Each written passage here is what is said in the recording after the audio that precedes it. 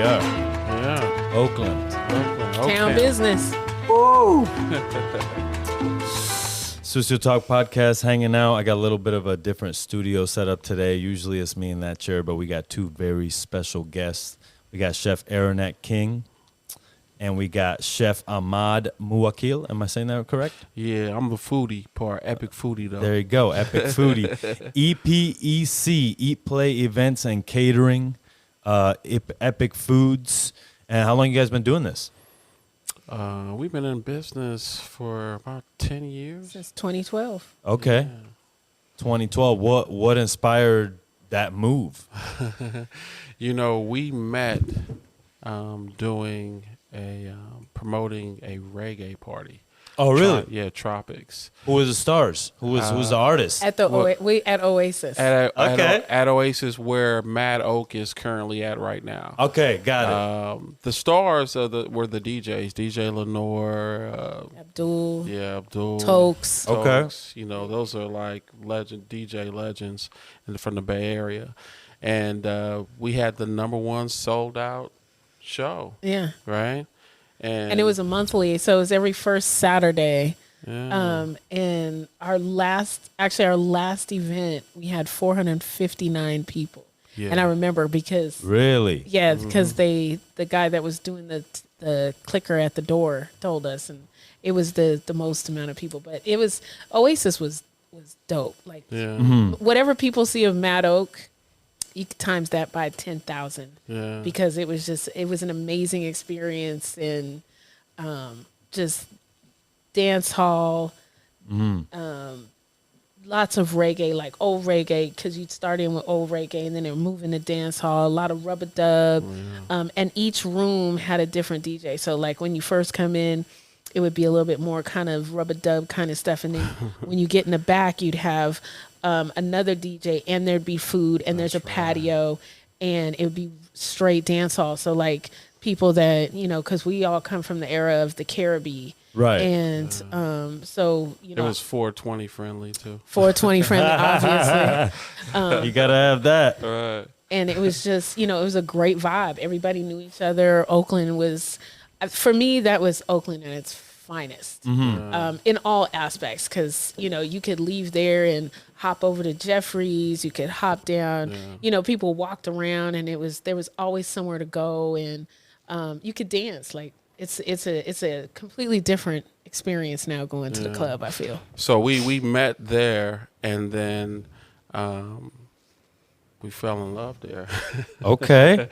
And then she introduced me really to this whole new culinary world. Okay. And then that's where it started. Like, we did such a great job working on Tropics to where we were like, oh, we make winners together, right? So she was already working at a restaurant, and then she was doing catering, and we did one job ask.com, to where like it was a production gig for like $100,000, and I was like, you know what, I'm in the wrong business. We need to form our own company, and we did. And we started by doing pop-ups, by featuring local chefs while we were still doing catering, and then that's how we turned those local pop-ups at the Steel Rail and other local beer gardens into Knife Fight Gauntlet.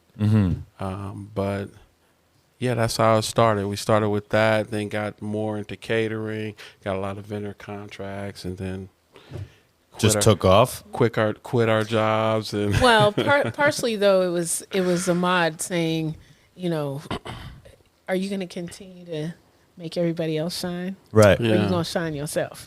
So that was kind of my wake up, because I had done so many parties for so many other people that were super successful. Right. And Ahmad was like, why are we not doing this ourselves? Why are you not cooking yourself? Why are you not, so it was just, for me, it was a leap of faith in somebody that had faith in me. And so then it was a no-brainer after that. Well, Right. one thing I just want to add, because you're a chef, and there's different parts of the culinary world of like home cooks restaurant chefs, Yeah. caterers, larger production caterers, event planners. Aaronette is all of the above. So when I see the interaction with like restaurant chefs and home cooks, and then I see her, and I'm like, oh well, you got it all. Then that's what was the main thing of what glued and made EPEC Food a real business. Yeah. I think chefs keep a lot of their time with their head down, cooking. So it takes somebody from the outside perspective to be like, hey, you're good enough, to then be like, oh, you know what? I am good enough, Right. And that's all. It's almost the vicious cycle of what we, the chefs, are looking for. It's almost like a sense of validation. Yeah, because you guys are artists. Yeah, exactly. And every last dish is like, that's the best you can do. And, you've been in this catering game a long time now. You know what a good event is and what a shitty event is. Yeah. Right? Yeah. And like, your job is to make it look perfect either way. Yeah. But like, to put your head on the pillow and be like, I put everything into this and we didn't quite meet the mark today. That's probably the hardest pill to swallow out of any business that I've ever been in. Yeah. Agreed. Yeah. I did events for, I opened Pecan downtown Oakland before restaurants had really taken off like they are now. Like Right. Pecan doesn't have a place, just kind of like a lot of the larger restaurants like in Jack London, they kind of don't have a place anymore because there's so many The cafes. market is saturated. It's so saturated. So, I've been in restaurants since 1986. My first job was at Howard Johnson's. Okay. And then that was it. I think for me, the first thing was I got money every day. So then I was like, oh, okay, I could do this. Right. Money every day? Okay. Right. So then I've done every aspect of restaurant. I've opened 5 restaurants. I've bartended. I've been a busser. I've been a dishwasher. I've been a hostess. I've managed. I've general managed. I've done all of that. But catering was All of that bundled. But it was all of that could be just me. Yeah. Like for me, catering, like we never wanted to do anything large scale because we never wanted to take away from our personality. And I felt Right. like, once you got past a certain amount of people, then it becomes a cafeteria. Yeah, no, you're right. So, Your standards start to slip because you need to do more because people. you need to do more. Yeah. And I really just wanted to be me on a plate. Right. And that's us. It's epic. Yeah, it's EPEC Food. Yeah, guys, you guys are doing it out here. So the knife fight, was that a group idea? Did anybody else say, hey? It got to the point where when you grow and then you get so busy with catering, then how you originally started by doing pop-ups or the first grub crawl in Oakland, you did. But when you feature everybody, then now you get so busy you can't attend to everybody. So what we decided is like, let's just make one event to feature local small businesses, local chefs, and cooks, right? So the first one we did was the anniversary of Calavera Restaurant and Drake's Dealerships Brewery. Okay. Their first year anniversary was the first knife fight at the Hive. And Drake Dealership won. But it was a great event, Right. showcasing both the restaurants, their chef, the cuisine, the local music, the vendors. Right. Right. And we brought in youth radio. Right. We brought in youth radio and we did a competition with the youth in that program at that time, and they came up with the logo. Okay. So we have actually, I'll bring you a T-shirt. Yeah.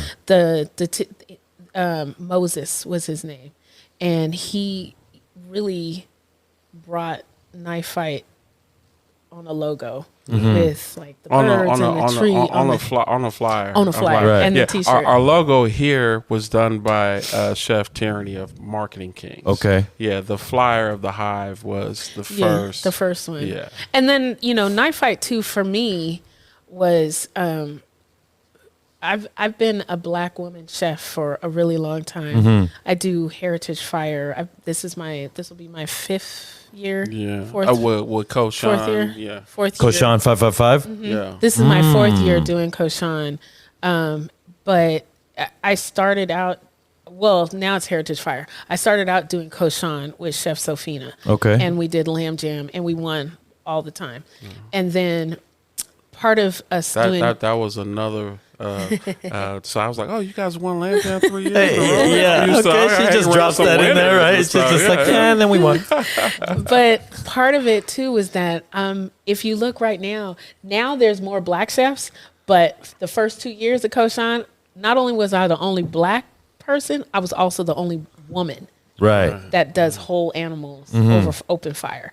So, having a space for Black and brown chefs to showcase what they do Right. was really important to me. Yeah. And for me, that's Knife Fight. That's Knife Fight for me.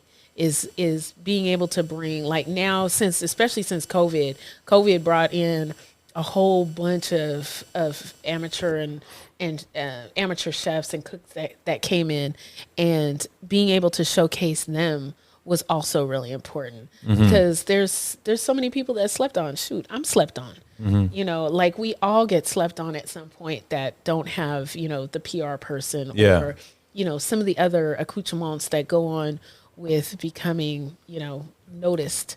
So I wanted to be able to give chefs their flowers right now. Right. Let me give you that right now. And so that way, if you don't go anywhere else, we gave it to you. That's awesome. How do you guys navigate the winning and losing situation? Because I know chefs are sensitive, right? Yeah. And so how does that play into things? Does it play into things? Do you care? Yeah, like I just said, when I first met her and she introduced me to this other culinary part, they had won, like her and Sofina had won lamb jam like 3 years in a row, right? And then we did a few years after that, she did slow food, slow fish. Oh yeah, I won that too. And her and Chef Ron won that competition at the Ferry Building in San Francisco. So, whenever there's we'll be doing Heritage Fire again this year. Okay.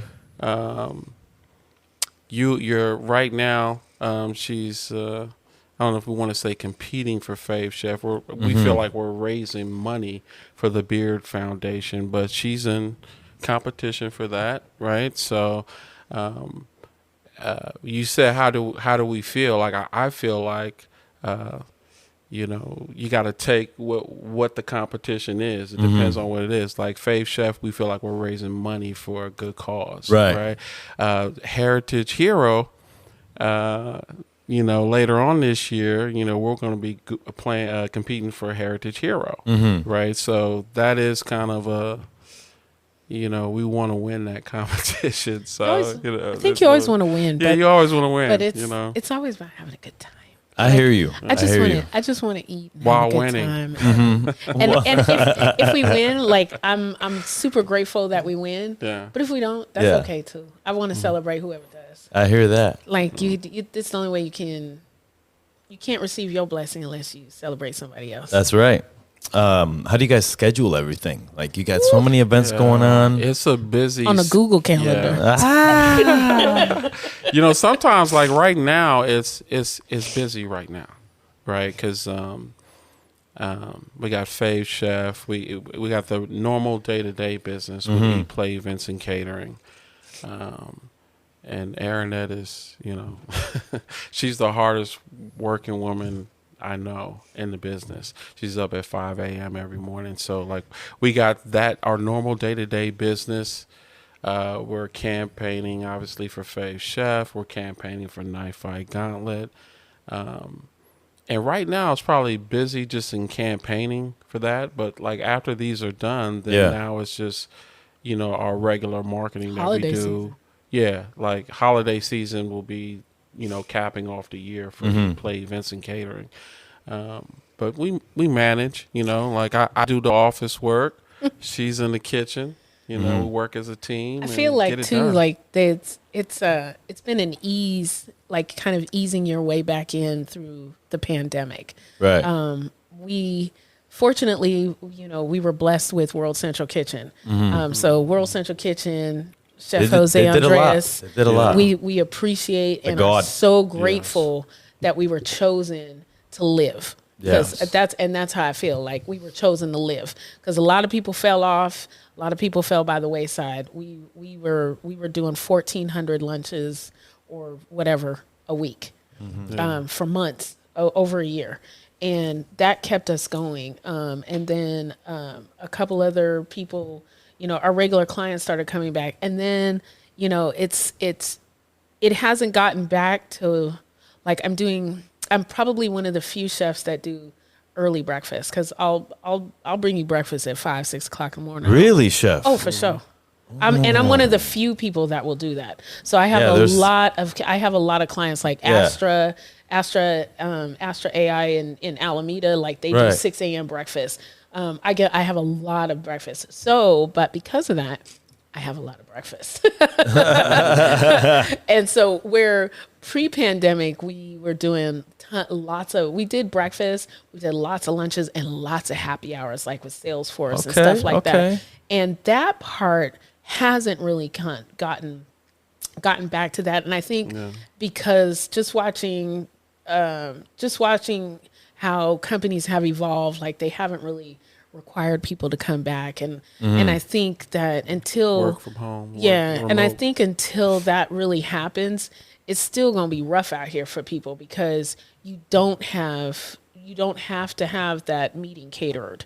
You don't have to. You're not doing that meeting happy hour after, for the corporate, right? Because we're corporate and production catering. Now we have the writers walk out.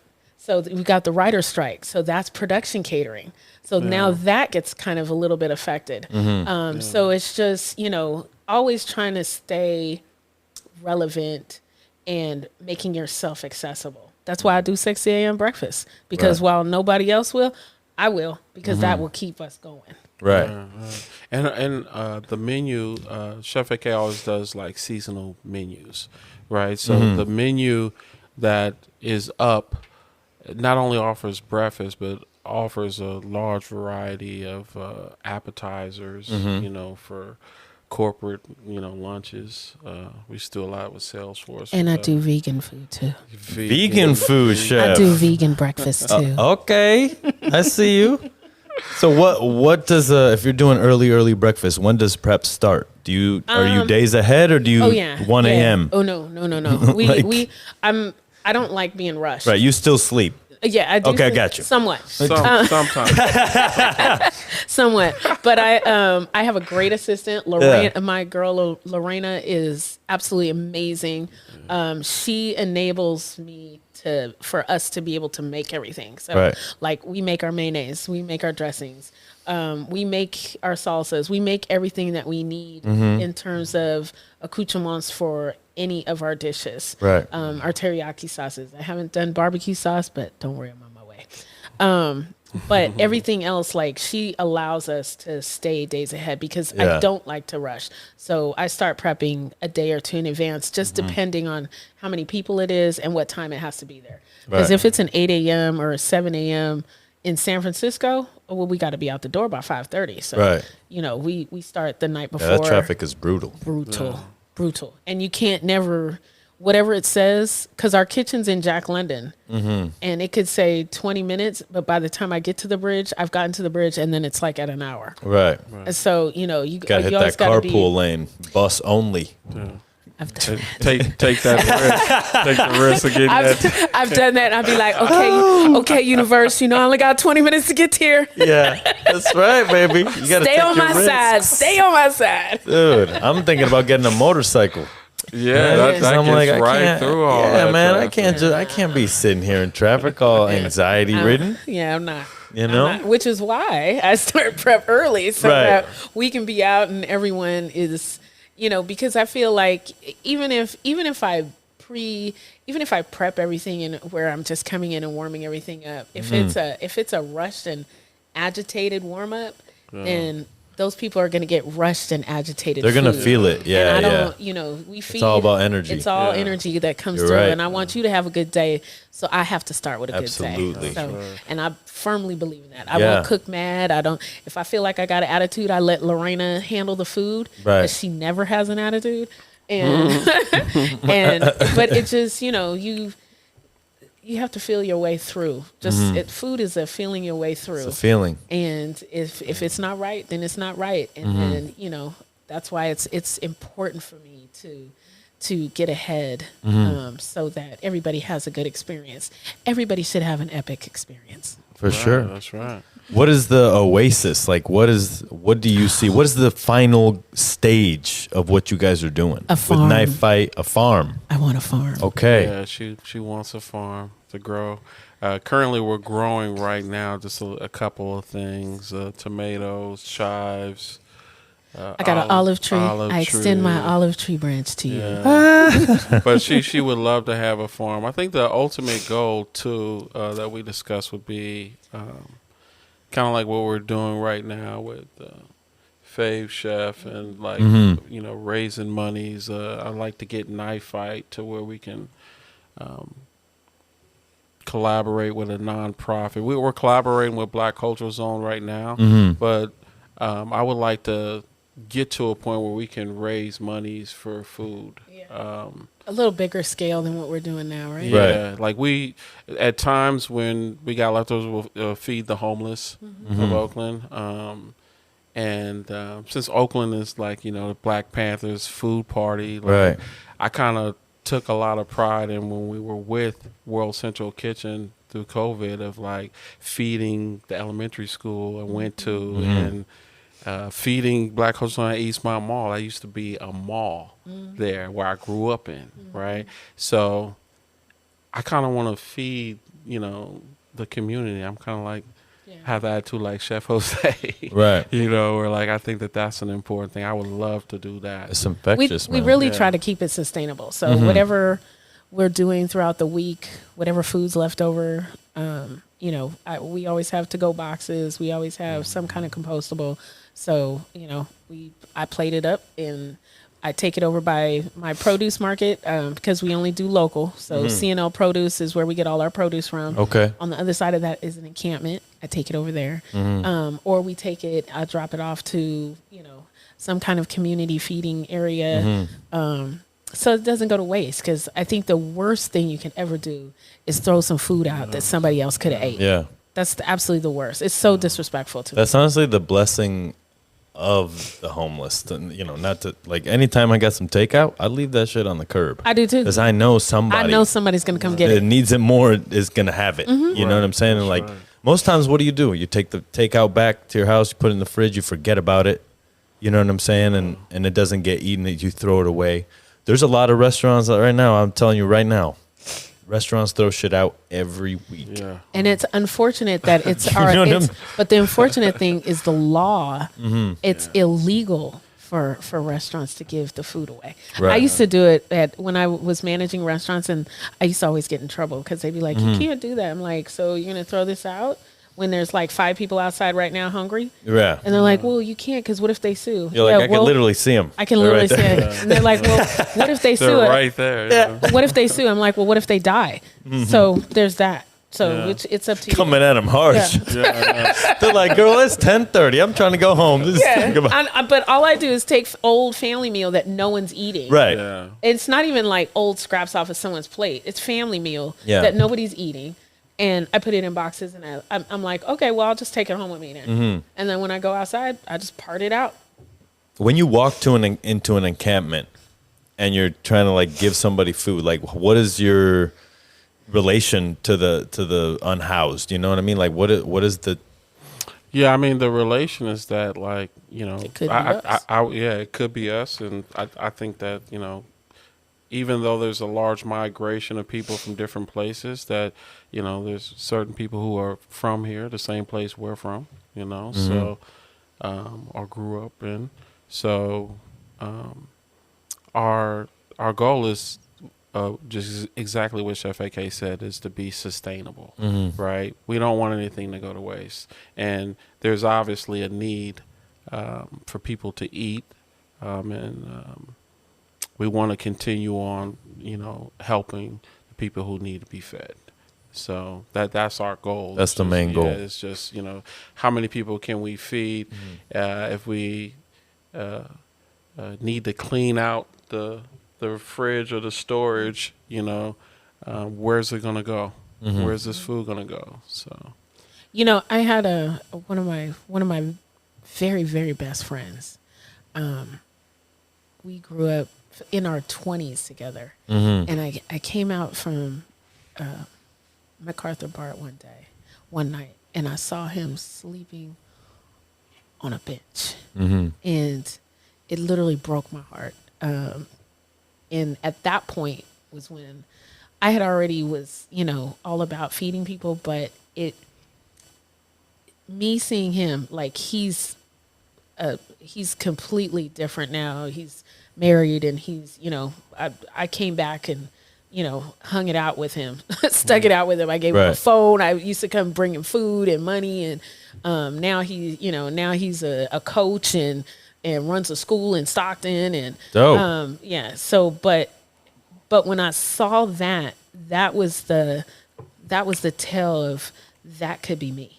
Because that is me. That's my friend. Right. That's my friend sitting on sleeping on that bench. That is my friend. And we can't never let that happen. And it's a shame to me that we allow that now. We've allowed, bureaucracy and politics and money and greed and the wherewithal of getting nowhere. Because, if you look at Oakland, like, all these things have been done in Oakland for what? There's an excruciating amount of homeless. There's people with no jobs. They've built these $8,000 apartments that nobody lives in, and you still have people that are doing absurd things like robbing people at the ATM, including judges, and bipping cars and stealing, and all of these things are the domino effect of all of the other things that have happened in the city that nobody chooses to deal with. Yeah, of a different kind of hunger. Of a different kind of hunger. Different kind of suffering, yeah. Do you think there's an answer for it? I feel like the fact that we tried as a city to brush it under a rug that doesn't exist. Right. It's like, you're like putting it under a glass table. Well, we can still see you. Right. Yeah. We can still see what's going on. And I do think that there is a way of fixing it. I just don't think it can be fixed with the people we have right now. Yeah, it's a lot of politics that is going on. It's been going on for years. Yeah, decades. Just recently, the police chief got laid off, and then we saw just recent 6-7 years, 5 different police chiefs. The crime, the vagrancy crime that's going on is, I think, spearheaded from the neglect of. I think the Oakland Police Department got defunded a little bit, right. And they have different protocols now to interfere or not to interfere with certain crimes. So that's the reason why this new bipping thing that's never happened is running rampant through the city and through San Francisco. So I think the answer is that the answer for everything is always understanding. Like, if people understand and have the knowledge, then they know they can make a move and go left or right. But when you don't, and you suppress people from learning, then right. you're going to have Generation of uneducated people that are going to have to rampant, that will fight to survive. That's human nature. But you also have where we have a city that has not opened up after the pandemic. Oakland still closed. They basically, there's so many, like if you look at the amount of restaurants that have opened and closed in the last 2 years, it's staggering. Yeah, it is. Why? Because it shouldn't have never happened. You should have never let all them restaurants open in the first place, because there's not enough people in the city to substantiate all those restaurants. Right. And then you cut off basically East Oakland. So, everything that is showcased is up to East 18th. Then after East 18th, it's random. It's random, and it's only random because if Visit Oakland visited you, like Cocoa Breeze. Cocoa Breeze does well because they got on Visit Oakland. Right. But maybe the restaurant 3 or 4 doors down or 3 or 4 blocks down gets nothing, but they might be equally as good. Right. You know what I'm saying? So it's also a isolation. Yeah, it is isolation. It's also a part of isolation to where we isolate or click with who we think we should have versus everybody, and making everybody inclusive to where everybody lives. I feel like everybody should eat. Everybody should eat. I don't not feed somebody white because I have food and it's only for black food or it's only for Asian food. I'm gonna feed whoever needs it. Whoever is hungry right now, those are the people that should eat. And you can't expect everybody to eat when there's 95 people that are trying to feed one person. Yeah. Right. That's too difficult. That's at some point. On a larger scale of things, like in the 80s, Oakland had my uncle told me that Oakland had a black middle class. And I grew up in East Oakland where like there's a lot of restaurants, like Southern Cafe and Dillard's. Soul Brothers was over by where we stay now, where people would travel all through the city to eat. But just like you said, it is sectioned off now because it's marketed to a certain area, and then the other areas are forgotten, like redlined, for food, which is a shame. But not even for food, but for housing, for everything, for anything that happens. Like East Oakland right now, if you go to 88th and D right now, it looks exactly the way it did when I lived there in the 90s. 30 years ago. Same shit. Versus the skyline of downtown Oakland doesn't look nothing that way I lived 10 years ago, 20 years ago. 20 years ago looks different than it did 10 years ago. So, it's an unfortunate thing, and I think it's still a little part of racism, if you ask me, because we're choosing who succeeds, and that's, to me, is unfortunate. Well, yeah, the developers, when developers come in and then they see an area and they want to develop, then they go to that plan. They're gonna go where the money is. Right. That's right. Or whoever said that's where it's at. Exactly. Well, the thing that I've learned about business is just like having more business-minded friends now. That's right. Is that it's all projected numbers. Like most of it is like, oh, we're gonna project to make this much next year, so then the bank's just gonna give you that much. And unfortunately, the bank wins whether you win or lose. No matter what, they still win. Absolutely. Somebody still pays that loan, whether it's a bailout or you as the person who. So a lot of times there's a scam that goes on when they get these young chefs, these young business owners who want to own a restaurant. They're like, all right, cool. So, you pay for everything, you remodel the place, get a kitchen built, and then those people go under a year. Now they basically, this building owner has a whole new ready to sell restaurant that he had nothing to do or she had nothing to do with building, right? Now he could sell it to the biggest name that comes into that because it's enticing to that new business, new chef. Yeah, that's what I'm saying. So it's like, who's going to win? Michael Mina. Right. You know what I mean? And like, there's nothing against him, but does he need 250 restaurants? No. I don't think so. You know, and that's why, like, I've had people for probably the last 10 years, and I know a lot of people that open restaurants, and I've always been asked, why don't you open a restaurant? And I've opened 5 that I don't own, and I know what it is to go into it. And there's never been watching 65%, 35% of the 65% restaurants that open close in 1 year is disheartening. Like, why would I do that? And what makes me stand out more than the other guy? And then knowing, like, seeing certain places that open up and knowing that they're not gonna be able to sustain. They don't know the area.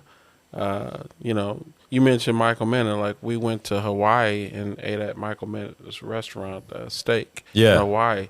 Like, I thought that was the perfect location for Waikiki because there was only like 2 to 3 other steak places right there, right? But you look at like the uptown area or like downtown area, like those larger restaurants, those aren't gonna.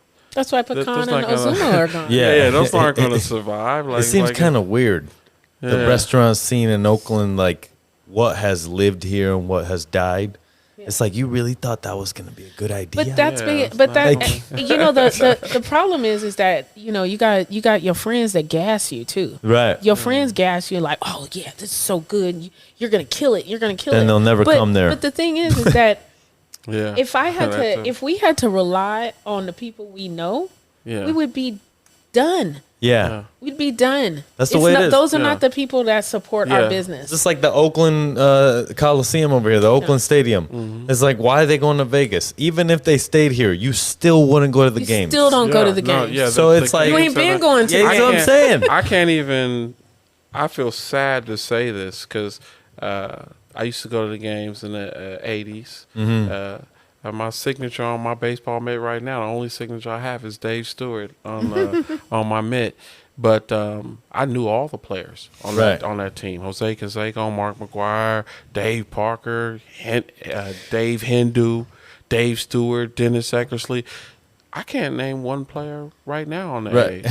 But also, but what have they done for the Coliseum? Hasn't been renovated like these other Coliseums, like the Giants, like some of these other Coliseums, to where it makes it kind of a little bit more inviting. And then I think we have like the highest parking in the country. Yeah. Like the parking for there is like $60. Like so basically I'm $500 in and I ain't ate yet. Yeah. There's always been a situation with the Alameda complex. That's why the Raiders moved to LA, then moved back, then moved to Vegas, right? The A's moved here. Like that was a brand new stadium. But now that they don't want to build it in the port, and maybe they're not getting enough good numbers to build there, then they want to go somewhere where they can be marketable. Right. What do you think happens to Oakland? An Oakland with no team, no hope, right? Because what are we? I mean, isn't that where we are right now? Right. Pretty much. I mean, I feel like until we get people that are in office that care about what's going to happen next. Not what's happening. You can't fix what's happening right now. Right. You can't fix that. But you can fix what's happening next. I think it's intentional, though, as far as sports. I think the city knows what they're doing. I think that they don't want to have a sports team anymore. Right.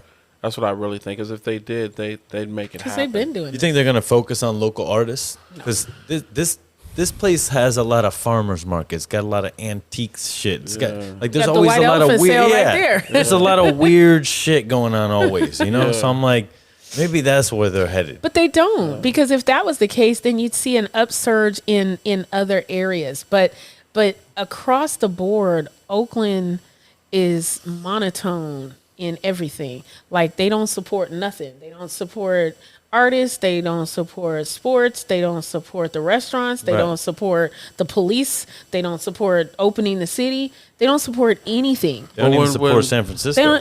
But when I think that there's I saw something where it said that Oakland gets 5,000 new residents a year for the last 10 or 15 years or something like that. So I think a lot of people move to San Francisco. This is the tech capital of the world. They see it's cheaper to live in the East Bay than those people who are supposedly leaving San Francisco, are either leaving back to where they originally came from or to the East Bay, right? So, because Oakland right now looks like a housing city, right? You got a bunch of different apartments. It's easy to get to BART. It's only 5-10 minutes on BART to the city, right? So, you got a bunch of residents that are continuing to grow. The restaurants and breweries fit the need of the younger people who move here. Right. So that's where the city is going. But all the farmers markets, we go to farmers market. I don't know if it's a lot of younger people going to farmers market. But it was interesting seeing like people are choosing different. I don't eat fast food, but people are choosing different fast foods. Like a lot of KFCs have closed and turned into Starbucks, and so like maybe Chick-fil-A. Chick-fil-A did open. They just opened a new spot. It's good. It's good. Delicious. You had it? I love me chick. Hell yeah, I had it. Yeah. I haven't had it yet. It's quick. Yeah. There's too much of a fuss at Popeyes, man. We don't fool with Popeyes no more neither. Yeah. It's quick. Chick-fil-A is quick.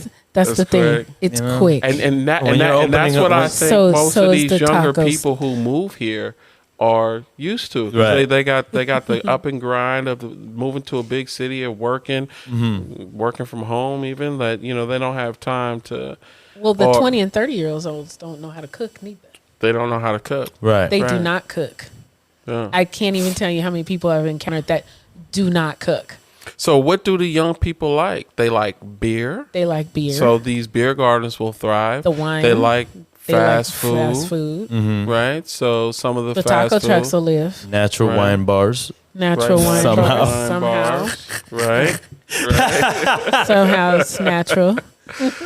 Farmers market though, like a lot of my friends go to farmers. I don't know, young but people. the farmers market, it depends on the farmers market I go to is really like fruits and vegetables. But I go to like Monterey Market in Berkeley.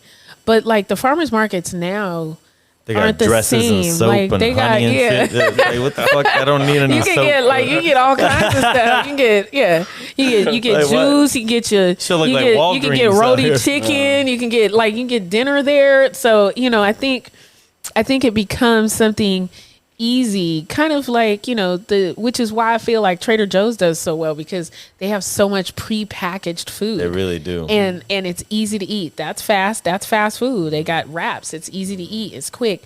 I don't have to cook it. I can keep it moving. Which time is money. Which is so crazy to me when you work from home. Like how do you you're not working from home? How do you not cook? We don't have a good lunch culture, Like we gotta have a good. We gotta get back to like 1 hour lunches. You know what I'm saying? That's the only way that you're gonna bring back lunch. I don't know if you know what I mean. I've only worked in a restaurant and I never had one. Well, not you. You're gonna be cooking, chef. We're not waiting. I'm talking about. You're gonna be eating. I'm talking about the corporate people. Your food. That's what I mean. Yeah, you gotta have the corporate people that? come back. I think that there's a few different programs that have been set up to incorporate that into their businesses. Like you go to, we probably like like food. Like we've catered almost every tech company in San Francisco, and a lot of these companies you go into, they have their own kitchenette. Right. And certain companies like Fuda and what was that? Zero Caterer. Yeah. We don't deal with them, but they were set up to go into the businesses, to their kitchenettes, and have a server there, and make it to where the people who work there sit down and have a lunch and are served. And Fuda delivers boxes, so it's a Metro rack with initials on it, and then So they come and they deliver the food, and Boom, then boom, you boom. just go pick your name out, whatever you ordered. Really? It's really yeah. So E-Play Events and Catering, like when I was talking about her menu earlier, is we kind of have a variety of everything that a lunch could consist of, like box lunch, taco bar, the big salad, the breakfast, vegan Seinfeld. breakfast, a large, My yeah. That's It my was nod a to big Seinfeld. salad. It was a big salad, with a lot of stuff in it. Yeah. And even now to the appetizers, obviously, but even now to the desserts, right? Where now we're making the You make organic cookies cookies in-house, So we have a good variety for most every corporate Anything you can catering think of, situation, right? And because we production do- and product. And because we do make it, we can, as long as it doesn't mess with the integrity of the food, like I can remix it. You don't want teriyaki chicken skewers, I can make chimichurri. It's all good. All good. So when you're gonna book with EPEC, like how do you book it? How long is the turnaround? Can I book you for tomorrow right now? Or is it like 48 hours? Yeah, it's usually like it's not the same day. And Okay. then if you go to our website, which is www.eplayeventsandcatering.com, you can place an order and it'll let you know the availability, right? So it's usually like within 48 hours. Because we brine. I brine all meat. So I love that. You can't. I love you cannot that, Chef. have You meat can't rush same it. day. You can't rush it. Trust the And- process. Gonna be served no dry ass Please pork trust the chops. process. And for what Chef AK said earlier about the prep, Yeah. right? You got to have like 1 day prep. Yeah. and, It needs love. It needs love, and You need a and we 24-hour don't- ferment on love. I do, and it's if it doesn't grow in the United States, if it doesn't grow in California during that season, or at least in the United States, we don't serve it. You don't so do it. you can't ask me for something, and I've had people get upset with me because I won't do certain things, but it's not like I don't want to give you something that I had to get from 3,000 miles away. Right. Because to me, that just doesn't make sense because we're in a state that has a plethora of delicious vegetables and meats that we can get from our producer. And, we can get everything we need right here, fresh. And you don't have to have fast food. No, you don't. Yeah. You definitely don't. Chef AK can just make it fast There you go. in 48 hours. Fast in 48 hours. People don't plan their meals like we used to. No. I remember the shopping list when I was young. My mom was working on that shit all week. Yeah. Then by the end of it, you have a whole list. Oh yeah, That's my right. dad. You know? They had a list on the refrigerator. Yeah, And exactly. my mom and always dad added would to it. add to it, and then my dad would go. Now it's like on the way there. It's like you treat it like birthday cards. Yeah. You're like on the way. I don't know. What we need some onions. We like, do we have that? Yeah, exactly. And then you do. You come back and you're like, we got 4 bottles of ketchup. And before the major supermarket, like before Alpha Beta, and like it was, you go to the butcher. Yeah. Like they had Right. the butcher on Lakeshore, yeah. the Jewish butcher. The on Jewish butcher, on Lakeshore. and we still go. We go to Verberg. I go to Verberg on College. It's a great butcher, and you can get everything there. And whoever we can't get, then we move on to somewhere else. But Monterey Market. I don't know if have you ever been to Monterey Market? I've been to Monterey Market. It's Do you know the history of Monterey Market? I don't know the history. School us, chef. So What do you got? Monterey Market was this old Asian man, and it was just him. And where the market was just dirt. Really? And he would bring his truck out there, and he would sell the vegetables out the back of the truck. And so then he got bigger. Then he had a stand. Then he got bigger. He built the Monterey Market, Really? and almost everyone in there is his family. No Almost shit. every person that works there is the family. And that was just a dirt road. It was just that was just dirt, and then everything is built around him. Mm-hmm. Yeah, So he brought that neighborhood to life. he brought that neighborhood to life. Damn, isn't that crazy? Monterey Market, love it, Food, baby. baby. People will go where That- the good food's at. I hit there right. in Tokyo Fish, and Right. we got it all together. because they amazing. get everything. They Hopefully, they people will go like the culture of food, like younger people. Like my daughters, they don't eat. Always eat the best stuff. But I remember when I was young, I'd eat fast food. So I think it's just about a consciousness of food, right? Like if you got money to go eat somewhere else, why would you go to Popeyes? Right. If you got $10 in your pocket, then it's limited, right? Of what you can get. And both my parents were really good cooks. So they cooked. My dad barbecued. My mom cooked. There was never a shortage. We were all a bunch of fatties in the house. Right. My father would. The Good Earth. The Good Earth. You know the Good Earth? No. What is that? The Good Earth was a vegetarian restaurant in the 80s. Okay. Yeah, Steve It was like Jobs, a chain. like that documentary of Steve Jobs. He's eating in there. Yeah, where he said, "Meet me at the Good Earth." Like, Oh, it was in San Jose and got it, Berkeley. Palo Alto. Yeah, Palo Alto. So it was. My father has been a vegetarian. Probably 40 plus years. Yeah, what's the reason? Just of eating better and Right. health. Okay. Eating better. So when he would shop, it would be like the food meal. Do you know the food meal? Mm-mm.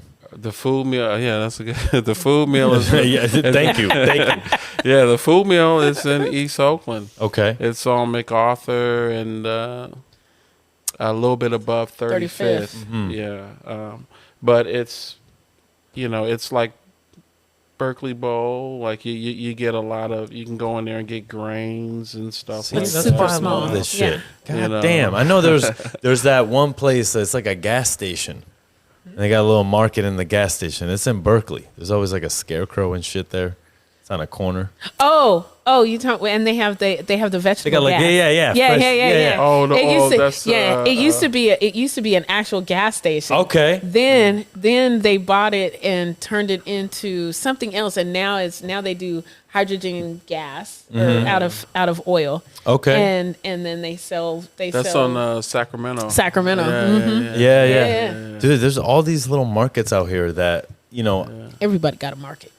I don't think Oakland has a very good directory No, of shit. but that's because You know what I mean? we're cliquey. Like, Everybody's too cliquey. No, I get you.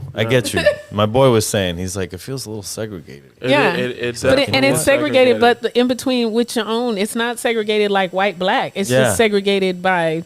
It could be Neighborhood economy, and it could be neighborhood, it could be whatever. Well, It's become like that. It's a little segregated. Well, we want to say Oakland is segregated as far as certain demographics live in a certain area, just like all around the world, right?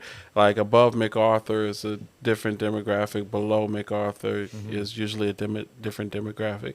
But when I was in the 80s, East Oakland, there was never really a need to go to West Oakland or to North Oakland. Right.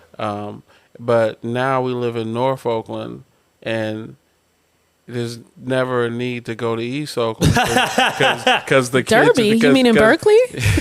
Yeah, because the kitchen is in Jack London, and I work from home, so it's a large city, and there's if anyone were to say it's cliquish, that they could just say that like East Oakland, North Oakland, West Oakland, the hills are kind of different things. Like you have to have a need to go from one place to the other. Either you got family over there, you don't, or there's a restaurant over there shopping, or you don't, or work. But you wouldn't necessarily just Up and go to certain different places if there's not a need, right? So, yeah, East Oakland used to have a lot. Like I mentioned, Black Culture Zone in Eastmont Mall. Eastmont Mall was the main spot. Like you hear Too Short. I don't know if you hear Too Short talking about Eastmont Mall at the top of the second floor. All the girls I call, something like that, right? But that was the main spot. That's the first theater I went to. That's where I got my baseball mitt. that had Mervyn's there, had Macy's there. So you live in there. East Oakland in the 80s, like We had everything. there's no need to go to West There was Oakland. a Right. Safeway in East Oakland. Yeah. Right. Were you guys growing up here in Oakland? Were you guys going to the city, San Francisco, at all, like for special occasions, or was it like that? Yeah, like as a teenager on your own, Right. venturing out, but then with your parents, there'd be certain spots like Pier 39. Right. We went to the Broadway shows. So. Oh, Went to That was the a Broadway show. there you go. There you go, Chef. And then things just kind of change over the time, right? Like people, like where Canes is in East Oakland on Hagenberger. Like that used to be a movie complex. Used to be Okay. Century 8. Yeah, Century 8. So people going to the movies there and going to East Mall Mall to go to movies, then like people would flotate there. Then those left. Right. And then it was Berkeley. Like as a teenager, then it was like now we go to the California, the Shattuck, and the UA, and then now it's for my daughters. It's the Emory Bay in Emeryville. Right. Everything's in HD. Yeah. So And the same thing with it kicking it though changes. too.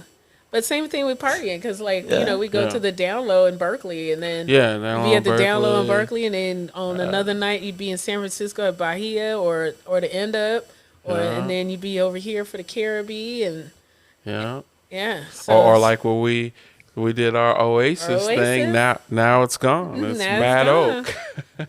Damn. Yeah. What? So you guys have seen different iterations of this city. Oh yeah. You guys see City yourself changed. leaving, or is this just home? This is it, or is there an I'm never oasis that leaving. you look to escape? Oh, Okay, no, no, I'm never leaving. You're staying. I am getting a farm in another part of California, but we'll always have a home in Always Oakland. have a home in Oakland. Because if Okay. we don't fight for Oakland, who will? right, that's a I will beautiful, always fight for Oakland, it's a beautiful love part about this city. It's like people are willing to fight for it. Yeah. even though they don't want to fight for itself. That's right. That's right. Because Somebody's what is gotta that stay. saying? I love Oakland, but it doesn't love me back. Yeah. You know, I mean, like, yeah. Right. That shit Right. is so true. It's It true. is. So out here, the neighbors put up like this shit. There's like a dead end parking lot over here, and so I saw them out there the other night, and I'm like, "Yo, the city of Oakland pays you for this?" They're like, "No, we just like to sleep, so we lock it up ourselves so they don't burn out over Oh, here." yeah. I was like, "That's a good idea." Yeah, Right. but Like isn't that sad? You know, Yeah. I mean, it's sad, but at the end of the day, I'm like, You got to think about it. it is what it is. It is what it is. You know, I like at least like if nobody's getting killed at the sideshow, I'm good. I'm good. Yeah. Yeah. At least Because we all know where they're at. The you know? sideshow is a completely different sideshow than when I was Yeah. growing up. Yeah, Like totally when I different. was growing up, like our sideshow was, you came out with your cars and everybody was out it's trying to old show off school cars car. Right. and Everybody and looking slap good, and dressed, looking good yeah. and Music you're loud. about to you're either going to the club or you're coming from the club. Right. And And it was that. coincidentally, this was at East Mall Mall. And too. coincidentally, this was at East Mall too. And parking lot pimping at its best. but that's what they call a sideshow now. Anybody that's our age, that is not what we grew up with. That is not. It's not. You might have It had wasn't somebody about- with a it hot wasn't rod, about but shutting it down wasn't the- about shutting down the street. Yeah, it wasn't about shutting down the Bay Bridge or Taking it was- guns out. Or, Yeah, Right. or the what do they call it now? The drift where like the pedestrians are kind of like getting close. Oh, yeah, yeah, Spin yeah, around yeah, them, Like, yeah. like the It was, I never understood that. I don't Yeah, it was understand that. never. It's Yeah. like You know violation. you're about to get hit, right? That's what I'm saying. No one's got insurance. No. Yeah. It doesn't look like anybody has insurance. No Yeah. one has insurance. I'm also thinking like, or a license. yeah, right. When I look at these cars, though, I'm like, I never see them during the day. No. Like, They're stolen. You know, Yeah, right? I want to go to a sideshow for real, though. yeah. I just want to see Yeah, it's what such they a different. got. I don't. you know? There's nothing about these sideshows that Yeah, interests it's me just anymore. the young Because kids. Because they that- just used to be so much fun. Yeah, it used to be like I have friends who have like, old Mustangs, right? And that's like Cougars. their pride and joy. Like, they will never that's not a day car. You know, it's like, you know, it's not a family car. It's like, you know, I'm, you know, going out and riding kind of car. So, you know, you kind of, you have an old school like that. You usually have another car, you know, another vehicle. Those are showcase cars, right? So that's what the sideshow was. It was like, look what I've done to my vehicle. Candy paint. Yeah, I got the candy paint, the Trues and Vogues. Trues and Vogues. It wasn't like I bought it like this. Yeah, no. Scat Pack. And they had, you know, bought it like that, and then you because you had everyone out there, you know, when we were doing sideshows, it was like, you know, Mavericks and Dodge Darts and Cougars, and but they were all like pimped out, like they were all dope. Mustangs and not these new Mustangs. We're talking like 68, 67 box Chevs. Not the K car, but what was the other one? The box Chev? No, the one that looked like the K car. It's Cougar. The little it's a little square. Chevelles, Chevelles. Like those were the cars that, you know, the old school Monte Carlos. You know, those were cars that, you know, people went and got, or it got handed down from their father or their grandfather, and they kept it and they restored it. Like they restored these cars and then took them out to drive to Jeffrey's or to a club, and all people did was, you know, stand out in front of their car and they'd have hella music in it, and it would slap, and then you going about your business, and everybody went home and everybody lived. Right. Yeah. And nobody went to jail. And no one stood in front of that car. And no one stood in front of that car while he was doing a donut. No one did that. Shame on these kids these days. No one did that. Yeah. You know. Fucking. I feel like drink champs with this just water. I do too. I just need Drink. That's the idea of the show. I want it to be like drink champs. I need drink. A little drink. You know what I mean? Like, I need some drink in my cup. like, Oh yeah. That's what I'm saying. See, I'm need to get some sponsors for this, because I feel like we need this. Yeah. We do There need needs to be this. more community. There needs to Absolutely. be. So, you know, I'm opening a restaurant, as you know, SF, right? I'll be there Monday. We'll come over there. I want to do Monday through Thursday Chef Morning Radio. Yay. And if you guys just come through. We'll Definitely. There's come. no appointment. We'll You know what I come. mean? We'll probably be doing a drop off That's anyway. what I mean. Come through, drop off, hype up your shit, and walk and leave. You don't have to roll be. through with our vegan breakfast. That's what I mean. There you go. That's another thing too. You could sit there. We could eat vegan breakfast eat. on the air. Yeah. You know, and so I just want a place where, you know, we're always open, and you could come talk your shit. That's the dope. You know, That's just the dopest. yeah, because like we don't have that. You know, you gotta wait for Eater to write an article. Yeah. You don't know what the fuck's going on Yeah, over there. That's okay. That's why we got Chef Sucio. Yes, exactly. You know, it's funny. People think that that's my real last name. No, I found out that wasn't. Yeah, so I had this dude was, I remember vividly, he was eating wings. D-Lynn Proctor, he was on Sam on Netflix. And so he's sitting there, he's eating wings covered in sauce, and he's like, Chef Sucio. Sucio. He thought I was Italian, and he thought my last name was Sucio. Because you look Italian. Wow. Right? I got it. La vita dolce. That's it. You know? I was raised in the Northeast, so I got, he knows, he got that Northeast Italian, like, we don't give a fuck out here. Yeah. So it's like, that's, the guys that I'm opening with are Albanian and Turkish, right? So it's like, to them, it's old I bet school that's Italy. great. So it's like old school Italy meets fucking crazy That Northeast. has to be a great conversation listening to. Bro, it's gonna be a wild restaurant, and I the shit can't that I wait. like about it is that they're like, I'm like, yeah, I got this podcast. Sometimes I talk shit. They're like, yeah, and like we Yeah, don't give your a fuck. point? Yeah, exactly. Like move on. doesn't? Is the food good? Yeah. That's all we care Do about. we get chicken wings? Exactly. And what is the cuisine? So the cuisine is gonna be based in Cal Italian, right? Because we got a pizza oven, and the Okay. guys I'm opening with are, you know, of that background. So we got fresh Roman pasta being made. I'll just make the sauce. And I grew up cooking. Like I learned how to cook on pasta. Like that's line cook food. You know what I'm saying? So like this project for me is learning how to open a restaurant, and then applying that to future passion restaurant, right? Because we all know that it's easy to say, yeah, I want to do my food at a restaurant, but it's like, what is the best city for that? Right. The demographic is, what am I going to charge? Because now Oakland, you charge too much, and they're like, oh, what do you think, you're better than us? And then you charge too little, and it's like, I'm not going near a cheap-ass restaurant. And you're like, well, but I'll what go price spend do you want to pay? $28 for 2 pieces of chicken at this high-end place that food tastes garbage. Exactly. But, I look at Chef Nelson. Like, Chef Nelson opened up Alomar, and he did a couple of different things with it before he made it Dominican. And now he's doing his true self. Yeah. And now he can shine because he already brought everybody in. Exactly. And he reeled them all in, and now he can do his own food. And I think that sometimes that's kind of what you got to do, especially when you have a restaurant. Like for him, like he changed as everything changed just like we did with catering, and we pivoted every time something happened. During the pandemic, we pivoted. Coming out the pandemic, we pivoted.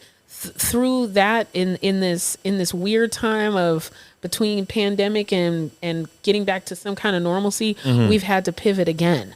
And I feel like this is what you got to do. It's not sometimes always about doing your food. But staying true to yourself. Yeah, you have to stay true to yourself, no matter what you do. Definitely. Yeah, if we're talking food, basketball, anything, you have to have a desire to do something, and it's the circumstances of what certain things are you may kind of blend into, but they can't be compromised of like what you do, right? Before we even got on the air, we were talking about certain cuisines that we don't make, right? If no one has a passion for certain things, then there's no need to even pursue something like that. It'd be a waste of time. And that's in any field, So, in the food field, everybody should cook what makes them happy because it's going to come across and how you do it. Regardless of your race, culture, background, right? Because we're in this new narrative now that if you don't cook your food, you're a piece of shit. Right. It's like, look, I'm not Italian, but I'll cook some fucking pasta because it's delicious. Are you going to have chicken? You know what I'm saying? Chicken Parmesan? Huh? We have chicken. You know what? We're talking about that because, like, I would really appreciate that. I'm like, we got to do a really good chicken Parmesan. First of all, goodbye breast. In comes the thigh. Thank you. You know what I mean? That's the first step. You know what I mean? Yeah. It's like going for class president. Yeah. As class president, first out with the breast, out in with with the breast, thigh. and with the thigh. Like, We want the thick ass thigh, that juicy thigh. Exactly. So it's little things like that I understand as a Puerto Rican growing up. Like we ate thighs. That's all we ate was dark meat. We didn't eat no breast. Like if we were eating a breast, it was because somebody in the family didn't like it, and like there's only 2, bro. Yeah. You know what I mean? Yeah. Big Daddy always got it. You know what I mean? When I was a kid, so I always got the leg. That's the big piece of chicken. Exactly, the big piece of chicken. Big piece that of Chris chicken for Rock the big talking guy. about. Right? Yeah. Are we in a new era that now the big piece of chicken is Goes the to the thigh? smallest Like person? the thigh, you're like, wait a minute now. Because as a dad, I'm going to be there past that leg and that thigh. You can have the breast. Yeah, that. I like the breast if it's fried Okay. and brined. Otherwise, it dries Has to be up. brined. Has to be brined. What's your ideal brine for chicken? For chicken, I do a garlic oil that I make. Okay. So I usually let that sit with. I do a Caribbean spice mix and some roasted garlic, and the garlic oil, and then it sits in that for 2 days. So you marinate, chef. You're a marinate. I'm You on. gotta marinate. Gotta marinate. And those are thighs. And then when we brine, when I do my Anytime Sunday dinner, I do whole chickens, and I do that in Vola orange juice. Really? Okay. My mom used to do rabbit and grape juice. Oh, yeah. Welch's grape juice. Yeah, I do the orange juice with fresh oranges. We put some lemon in there. I'll put some cilantro. Whatever I have in the kitchen that I'm not using, I throw in the brine. That's awesome. And then when we do we're getting ready to do lamb for Koshan for Heritage Fire, and we're gonna do a jerk lamb and a green papaya slaw Oh. with a green goddess dressing. So what has been your best experience in catering? Whether it could be a venue, it could be people you worked with. Like, what is one thing that stands out to you when people are like, hey, What do you like about catering? Is that one event, that one memory that kind of sticks out? You know, for me, it's just seeing how Aaronette can orchestrate, like, build an event all the way through. Like we one event we did, we built a whole cowboy town for a company. That's dope. Company, yeah, it was. It was a hoedown in O-Town. Yeah, a hoedown in O-Town. That's what it was called. And there was all kind of things. We had watermelon spitting contests. Yes, there was we had a mechanical bowl. A shotgun. I made my homegirl come because she's a dancer. I made her come and do all the square dancing. I was like, I need somebody to come square dance. Come on. People mine for gold and all kind of stuff. That's fun. dope. Yeah. So for me, like when I see these events, it's how well we can put it together so that people can have a good time. But Knife Fight Gauntlet is just about the culture of food, right? So everybody asks me that, like, what makes your event different than other people's events? I would think that, you know, the open fire with the chefs kind of gives a different cooking experience than, you know, necessarily being in the kitchen, right? So being able to do Knife Fight Gauntlet, I think, is great for the chefs, for the culture of chefs. I like part of Knife Fight for me is, like I said, about being able to bring people together. So at the end of Knife Fight, because CNL Produce sponsors all of our produce and whatever we have. So we have bags or boxes, and our guests who are ticket dwellers, they get to take all that with them. They get to come on stage after we're done. They get to come on stage and grab produce and stuff maybe they never would have tried before, or lemongrass or whatever. Whatever's up there, they get to take home. Because, like, what else we going to do with it? Like, that goes back to, like, throwing it away? No, Right. but the sustainable event gives it away because it was already donated. So for me, I think that's my most memorable thing for Knife Fight. And catering in general, is being able to create something that nobody else does and knowing that people love it enough to call me again. Right. I'm beyond thankful, and it overwhelms me sometimes because every time I think that it's not enough, one of my clients comes and lets me know that it is, because they keep ordering the same people. Like, it's the same people. We're on platforms. Ahmad has us on, like, Easy Cater and some other platforms, but we have, you know, what I call repeat offenders, that, you know, we carry a 5-star rating. We've carried a 5-star rating for 4 years. And that encompasses catering for me, because that means we're taking our time and we're doing it right, and people are enjoying it, and everybody gets it. That's dope. That's very beautiful. Thank you. When you guys aren't working so damn hard, what are you guys eating? What are you guys doing? We're foodies. Yeah. You know? We're going to have caviar tomorrow at the Caviar Company because it's Caviar Day. Oh, no shit. Tomorrow again. I was just at their little the caviar. Yeah. Not in Tiburon, the event they did in the city. Yeah. Chef With two? Yeah. Yeah, we were supposed to be there. Shit was crazy. Yeah. I'm like, damn, I had a hangover. Petra?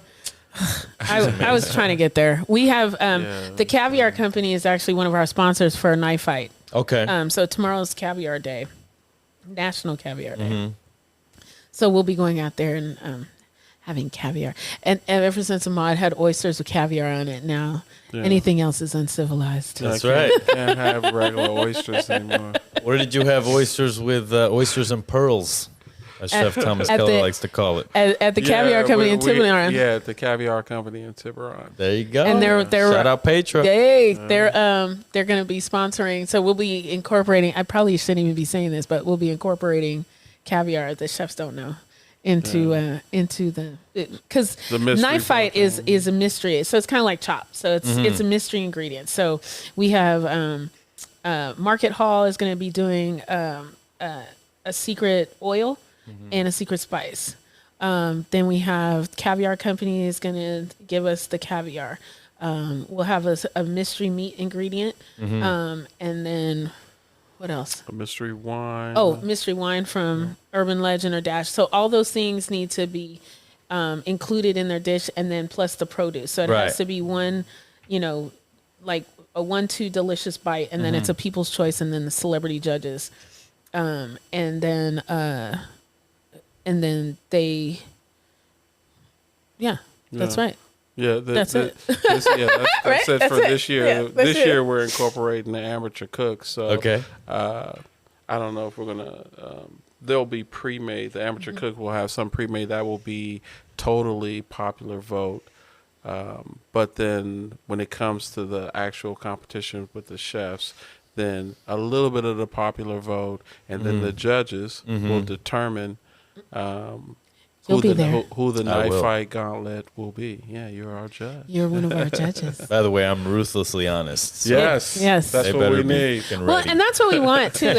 And actually, even with our amateur chefs, even though they're by popular vote, we are going to have our celebrity judges, because we will have people like you, like Chef Leilani, like Sterling, and some of the others that they need.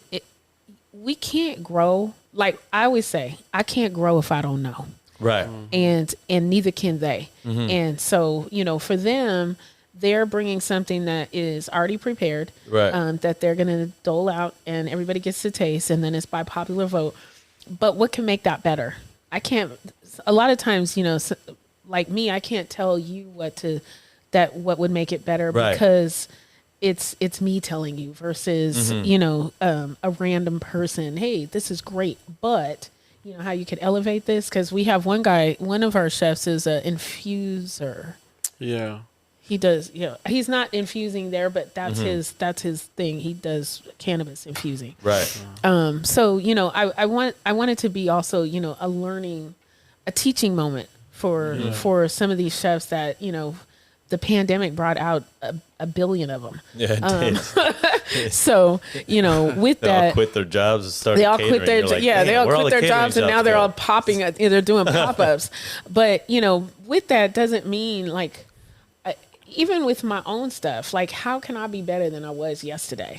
And Chef Nelson is the same way. He doesn't, we're all very humble when it comes to, do I defend my food? Absolutely. But I'm also humble enough to know when I can make it better than it was. So You can only get better. This is a quote of just a competition. You only get better by playing a better component. Right.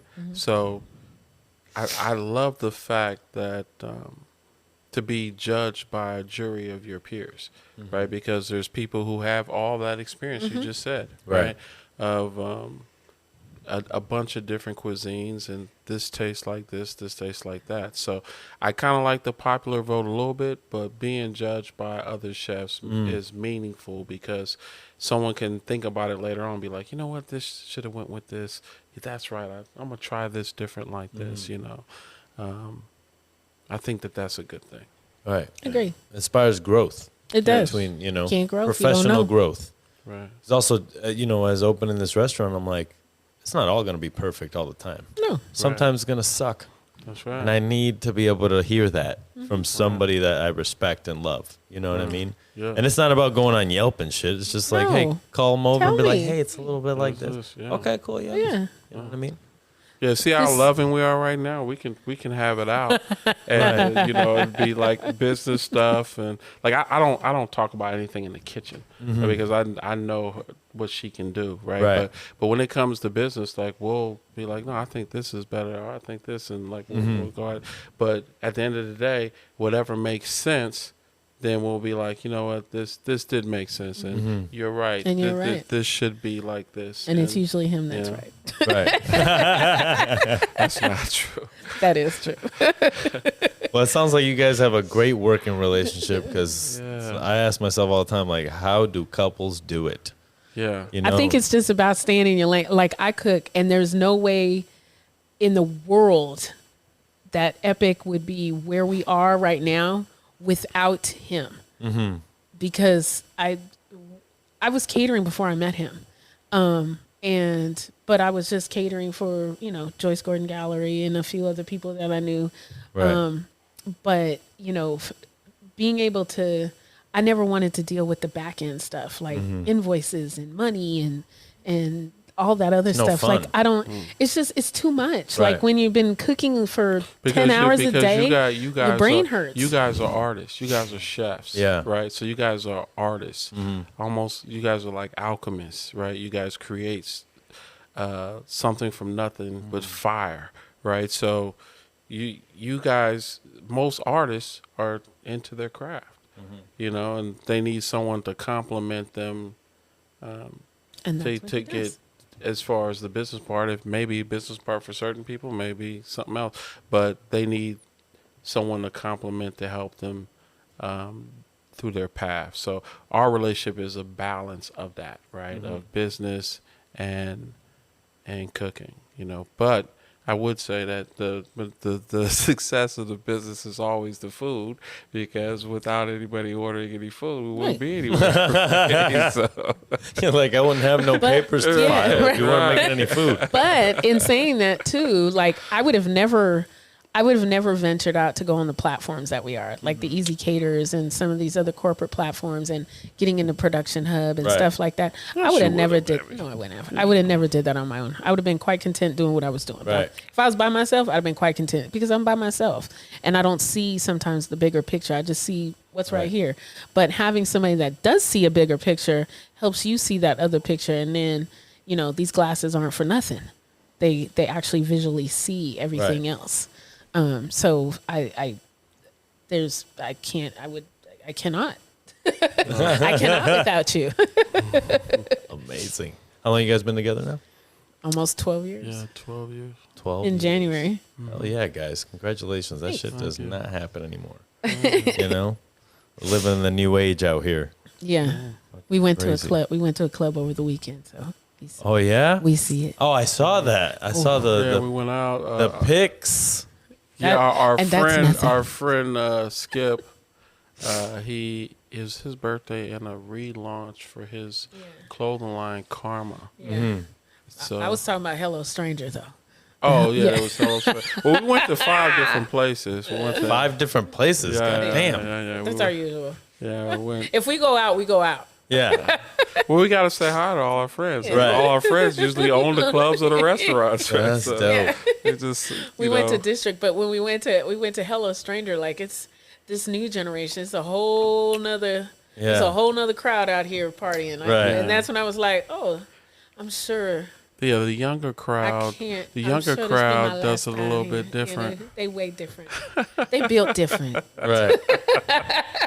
They just built different. We went to one club. I was like, we got to get out of here because these people are like my daughter's age, 22. Right. Yeah, we'll twerk our way out. I don't want to see any of my daughter's friends in there and be like, is that? Right. Emil's Have dad? lose their Yeah. innocence.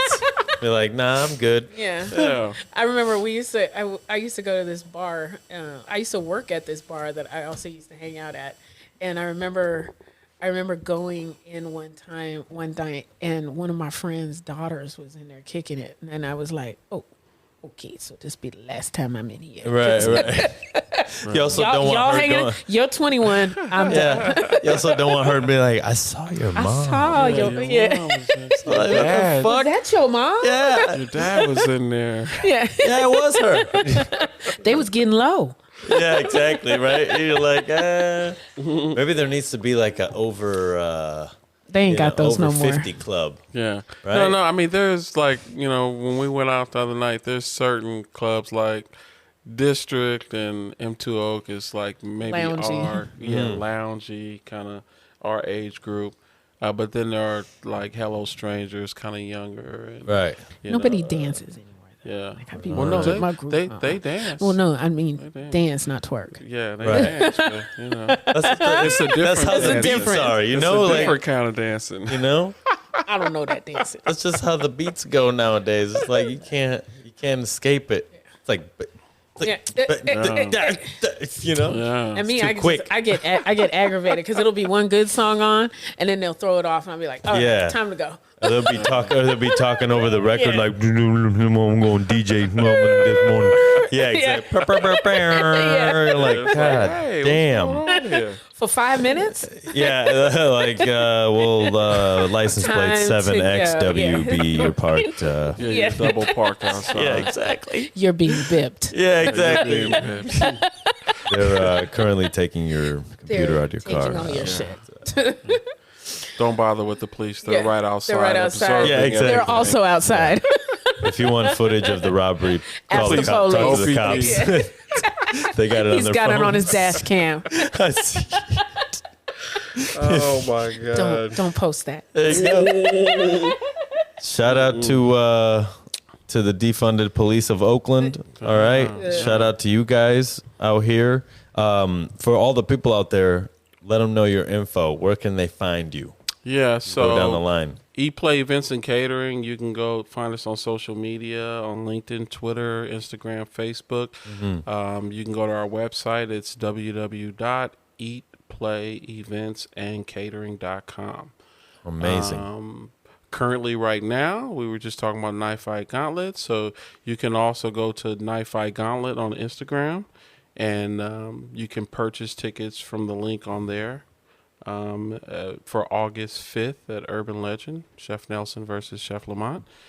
And If you want to eat heartily eat hard. and eat with 35 different chefs Ooh. in a wonderful winery experience at Charles Krug, you can come August 20th to Heritage Fire and vote for Chef AK Heritage Hero. Hell yeah. And lastly, one other thing is Fave Chef right now is for a good cause. It's the donations go towards the James Beard Foundation. You can make daily free votes for Chef AK. You can go to Chef AK Loves Food on Instagram. And our link tree's right there. You can cast a vote. Take a look at her pictures of food. Cast a vote for her. And go for a good cause, because Yes. a lot of people don't realize that the James Beard Foundation helps fund a lot of chefs that couldn't make it, that would not be able to make it into school without these scholarships. That's right. It also helps a lot of these new Black and brown chefs that are now appearing in James Beard, in the James Beard House, get into some of these platforms where they weren't able to go before. So this money is broad. It helps so many different people in the food industry, and it's not for just votes. We do it for votes, but we're doing it for votes so we can help the next generation cook tomorrow. Right. We want to win the competition, but the most important thing is We do wanna raising win. money for this foundation. So vote for Chef It AK. kind of goes back to the previous thing I said about like wanting to feed the public. It's the same thing, you know. He's all like, but just to clarify, Just to But just to clarify. want to win. They do want to win. It's not all that matters. Yeah, it's Yeah. not all But that we matters. want to win.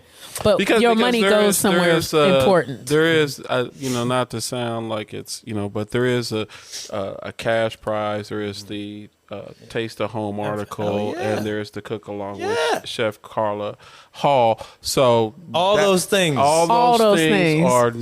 nice, but the James Beard Association, their scholarships and how they further along the culinary community is wonderful as well. So if you guys want to go to Chef AK Loves Food on Instagram, cast a vote. She's going for the quarterfinalist round this week. And Daily I'm number votes are one, needed. baby. Number one, chef. I've been Help her number one stay for number 3 one. weeks. Oh, Hey, number one.